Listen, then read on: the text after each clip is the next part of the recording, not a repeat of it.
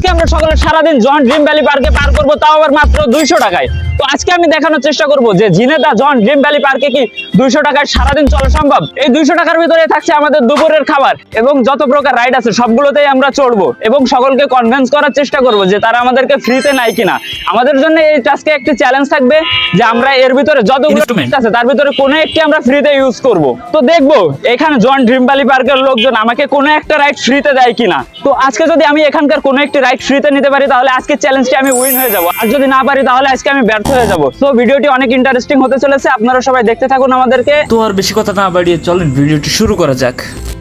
এখানে টিকিটের দাম হচ্ছে 60 টাকা করে। তো আমরা টোটাল আসছি 8 জন, 8 জনের টোটাল হয় হচ্ছে 480 টাকা। তো এখানে খরচ হয়ে গেলে 480 টাকা করে, আর আমি 200 টাকার কথা বলছিলাম ওটা পার পার্সন 200 টাকা করে। 8টা টিকিট কিনলাম টোটাল 480 টাকা দিয়ে, তো এখন আছে আর 20 টাকা। তো পার পার্সন এটা হিসাব করে দেখতে হবে যে টোটাল আমরা 200 টাকার ভিতরে কমপ্লিট করতে পারি কিনা আমাদের চ্যালেঞ্জ গুলো। গাইস, আমরা আজকে একটা নীতি লঙ্ঘন করতে যাচ্ছি। বেসিক্যালি আমরা এই ধরনের কোনো কাজ করি না, তো এই জায়গায় লেখা রয়েছে যে ফুল সিটে নিষেধ, ফুল সিটে 500 টাকা জরিমানা। তো আজকে আমরা এই নীতিটা লঙ্ঘন করব, দেখা যাক আমাদের কাছ থেকে জরিমানা নিতে পারে কিনা, আমাদের ধরতে পারে কিনা। এই জায়গা থেকে একটা ফুল আবার ছিঁড়া হয়ে গেছে, এই যে এটা আমি লুকাইনে কাটে উঠতে হবে তাড়াতাড়ি এই জায়গা থেকে, নাই যদি সত্যি সত্যি তারা দেখে জরিমানা করে দিলে ভাই শেষ। বাজেট আমাদের 200 টাকা ছিল, তার ভিতরে 500 টাকা হয়ে গেলে তো 300 টাকা আরো স্ক্যাম হয়ে যাবে সাথে। আমাদের ঢুকতে লেগে গেছিল 60 টাকা, এখন আছে আমাদের কাছে 140 টাকা। এখন এই 140 টাকার ভিতরে আমাদের এখানে সারাদিন পার করা লাগবে। তো আমরা কি এটা আদৌ কমপ্লিট করতে পারবো?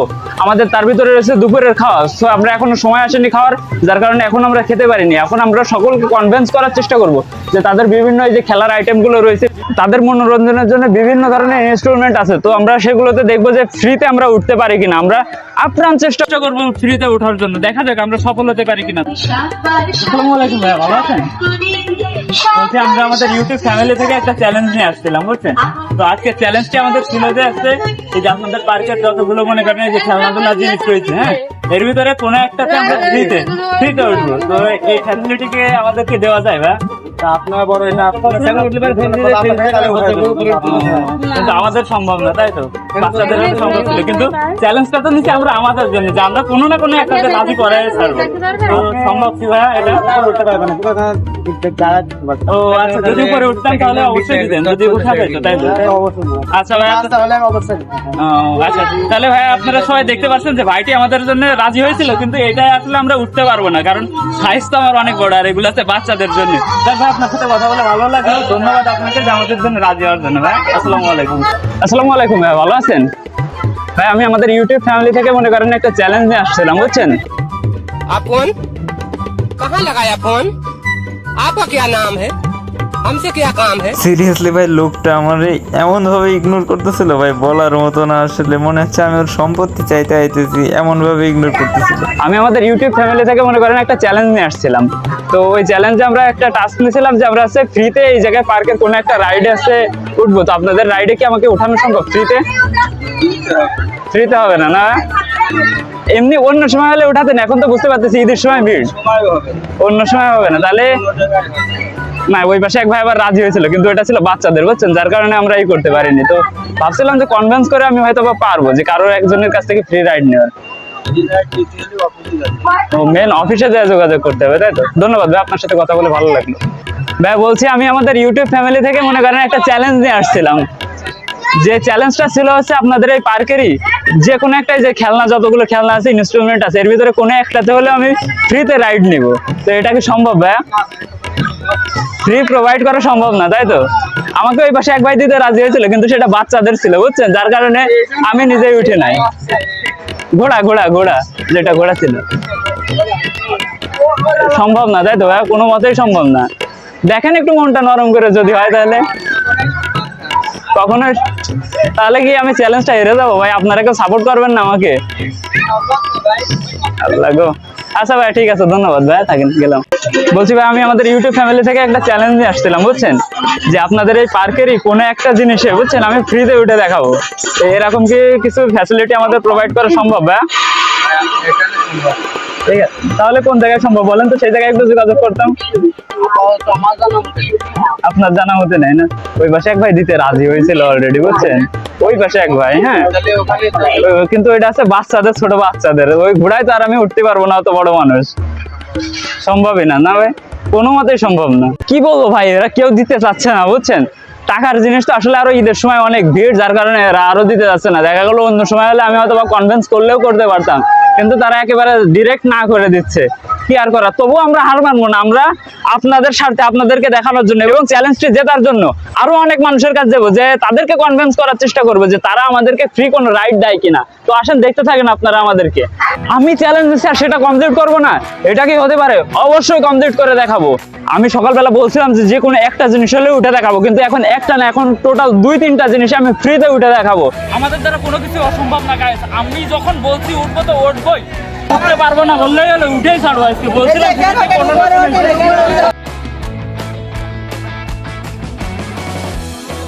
চ্যালেঞ্জ যেহেতু নিয়েছিলাম আজকে কমপ্লিট করেই ছাড়বো।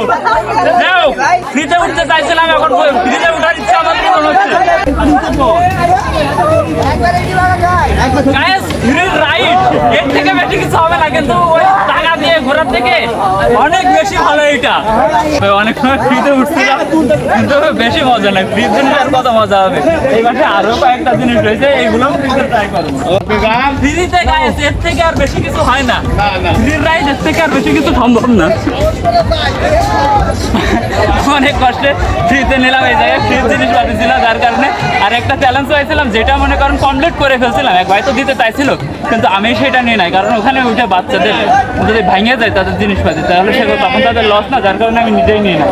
তো আমরা আমাদের শর্তমত প্রথম চ্যালেঞ্জটা উইন করে ফেললাম, কারণ সে দিতে চাইছিল, আমরা নিয়ে নাই। আর বাকিরা তো রিজেক্ট করছিল, সেগুলো তো আপনারা দেখলেনি। কিন্তু পরে যে আমি একজনের কনভিন্স করতে পারছি, কিন্তু আমি নিজেই সেটা নিয়ে নাই। তার মানে চ্যালেঞ্জটা আমি বেসিক্যালি জিতে গেছি। এখনো অবধি আমার হাতে 160 টাকা ছিল, 60 টাকাই আছে, কারণ এখনো পর্যন্ত আমরা খাওয়া দাওয়া করিনি। খাওয়া দাওয়া করতে গেলে তারপরে মেনু দেখবো, মেনু দেখে আপনাদেরকে জানাতে পারবো যে 200 টাকায় ড্রিম ভ্যালি পার্কে সারাদিন কাটানো সম্ভব কিনা।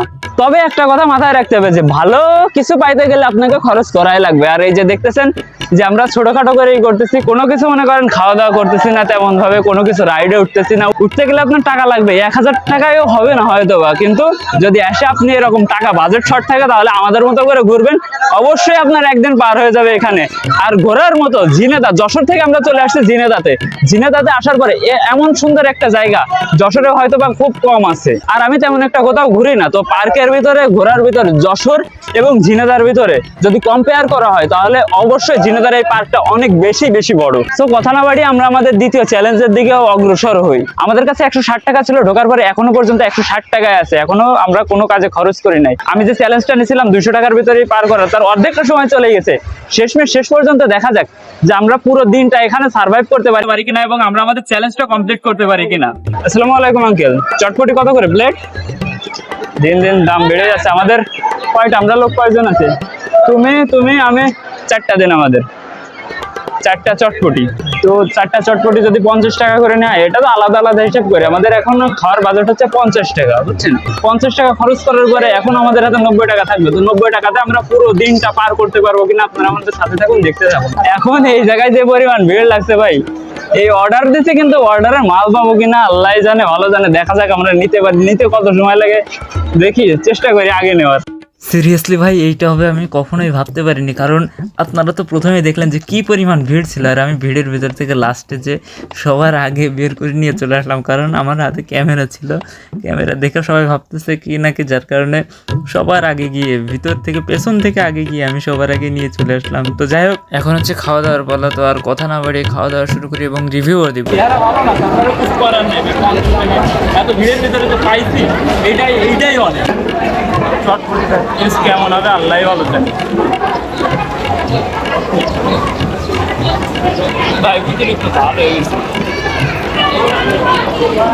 তারপরেও কিছু করার নেই, এই জায়গায় যে পরিমাণ ভিড়, এগুলো পাইছি তাই দেখতে হয়।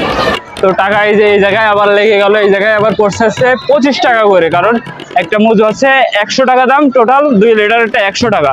আর আমরা এই জায়গায় ছিলাম 4 জন, বেসিক্যালি আমরা 4 জন খাইছি, তো যার কারণে 25 টাকা করে ভাগে পড়লো। 135 টাকা খরচ হয়ে গেছে, আর কাছে আছে আর মাত্র 65 টাকা। তো এই 65 টাকা দিয়ে আমরা আবার সারাদিন ঘুরবো।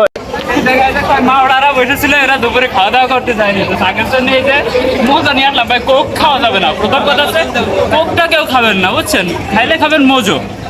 কোকের দিন বাদ দেন, মোজোর বাংলাদেশ ঘরে। অবশেষে আমরা আমাদের 2টা টাস্কই কমপ্লিট করে ফেললাম। আমরা সারাদিন 200 টাকার ভিতরে দিনটাও কমপ্লিট করে ফেললাম এবং এখনো পর্যন্ত আমাদের কাছে 65 টাকা অ্যাভেলেবেল আছে। তো এই 65 টাকা আমরা অন্য কোনো কাজে যদি চাই তাহলে লাগাতে পারি।